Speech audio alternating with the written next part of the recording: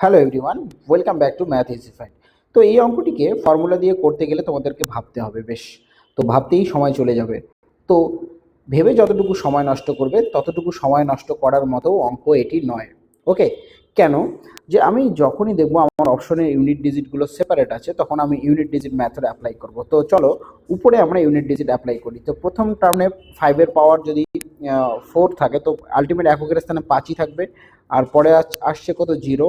আর পরে এখানে 1 থাকছে, আর 25-এর স্কোয়ার যাই করো এককের স্থানে 5 থাকবে। আর নিচে কি থাকছে, এখানে 5-এর স্কোয়ার করার পরে 5 থাকবে, আবার 25 আছে 5ই থাকবে এবং এখানেও 1 থাকবে।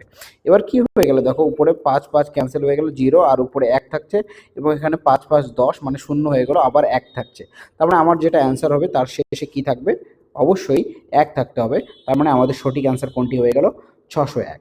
তো এই ধরনের অঙ্ক থাকলেই তোমাকে ফর্মুলা লাগাতে হবে এমনটা জরুরি নয়। তো তোমার অবজারভেশন স্কিল যদি ভালো হয়, তুমি অপশনটাকে যদি ভালোভাবে দেখতে পারো, তাহলে তুমি আরও অন্যান্য মেথড লাগাতে পারো। যেমন তুমি ডিজিটাল সাম ইউজ করতে পারো, ফর্মুলাতে ইউজ করতে পারো, তাছাড়া ইউনিট মেথডও ইউজ করতে পারো। ওকে, তো এই ধরনের আরও কনসেপ্টফুল ভিডিও পেতে এবং ট্রিক জানতে আমাদের চ্যানেল ম্যাথ ইজিফাইটে সাবস্ক্রাইব করুন।